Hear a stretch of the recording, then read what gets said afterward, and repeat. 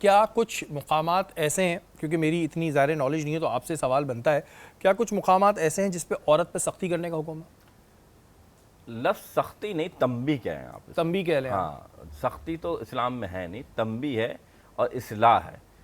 مثال کے طور پر آپ کو ایسا محسوس ہو کہ کوئی ہماری بہن کسی بہرہ روی کا شکار ہو رہی ہے، کیونکہ ظاہر سی بات ہے آج کی جو ماحول ہے یا پہلے کا ماحول ہے، تو اسے کوشش کریں گے۔ عورت کے لفظی معنی ہوتے ہیں پردے کے ہوتے ہیں، یعنی کہ چھپی ہوئی نا، اور لیکن اگر ہماری بہن نادانستہ طور پہ یا دانستہ طور پہ بھی کوئی ایسا عمل کر رہی ہے کہ وہ اپنے گھر کی عزت جو ہے اس کو تھوڑا سا پامال ہونے کا اندیشہ ہے، تو اس میں تنبیہ کرنے کا حکم ہے۔ اسے تھوڑا سا آپ ڈانٹ ٹپٹ کر سکتے ہیں کہ دیکھو تم خیال رکھو، تم میری عزت ہو، تم میرا، لیکن اسے یہ حکم نہیں کہ ناراض ان جانوروں کی طرح مارنا پیٹنا شروع کر دیں، اس کے ساتھ زیادتی شروع کر دیں، لیکن اسے سمجھائیں ضرور۔ اچھا، ایک چیز اور جو ہم دیکھتے ہیں وہ آج کل کے معاشرے کے حوالے سے بھی ہے، اور پہلے میں تو بہت ہی تھی، کہ جب شادی ہو کے کوئی بھی کسی کی بیٹی اپنے گھر لاتے تھے تو پہلا یہ ایک سوچ رکھتے تھے کہ نہیں، اگر جی ہم نے شروع میں بہت زیادہ انہیں آزادی دے دی تو پھر یہ ہمارے ہاتھ سے نکل جائیں گی، ایسی باتیں اکثر لوگ کرتے تھے، یا آپ کے پاس بھی ایسے مسائل آتے ہوں گے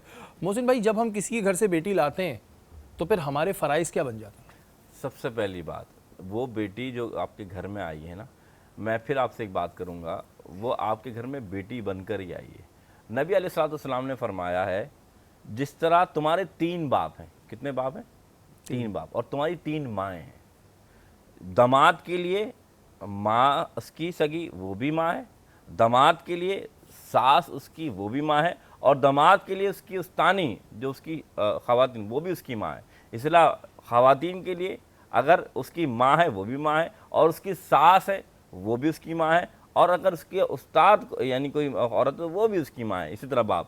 تو یاد رکھیے گا کہ اگر کوئی عورت لڑکی جاتی ہے تو سامنے والے کو بیٹی سمجھ کے قبول کرنا چاہیے، اور اس والے کو بھی ماں سمجھ کے قبول کرنا چاہیے۔ یعنی جو ثواب تم اپنی ماں کی خدمت کر کے لیتے ہو وہ تم اپنی ساس کی خدمت کر کے لے سکتے ہو۔ اسی طریقے سے ساس جو اپنی بیٹی کے ساتھ سلوک کرتی ہے وہی سلوک کرنے کا حکم اس کے ساتھ ہے۔ یہ نہیں ہوگا کہ وہ اگر خون آپ کا نہیں ہے، وہ غیر ہے، تو آپ بولیں کہ نہیں یہ تو ہمارے اوپر ہماری یہ غلام بن کر آئی ہے، ہم اس کے ساتھ زیادتی کریں، اور یہ وہی خون ہوتا ہے جو پھر آپ کی ایک نسل کو آگے لے کے چلتا ہے۔ اور یقین مانیں یہ بڑے مسائل آج کل ہوتے ہیں، اگر واقعی میں ہم اسلام پہ چلنے لگیں، ہم ان رشتوں کو ایک اہمیت دینے لگیں، پرایا اور اپنے والا جو ہمارے اندر ایک فرق آ جاتا ہے وہ نہ ہو، تو بہت سے مسائل آپ یقین مانیں حل ہو جائیں گے۔ بہت سارے کیسز ایسے آتے ہیں پھر دیکھ کے افسوس بھی ہوتا ہے، گھر ٹوٹ رہے ہوتے ہیں، بچے رول رہے ہوتے ہیں۔ ان چیزوں کو اگر ہم واقعی میں اپنے اوپر ایک طریقے سے امپلیمنٹ کرنے لگیں تو بہت سارے مسئلے حل ہو سکتے ہیں۔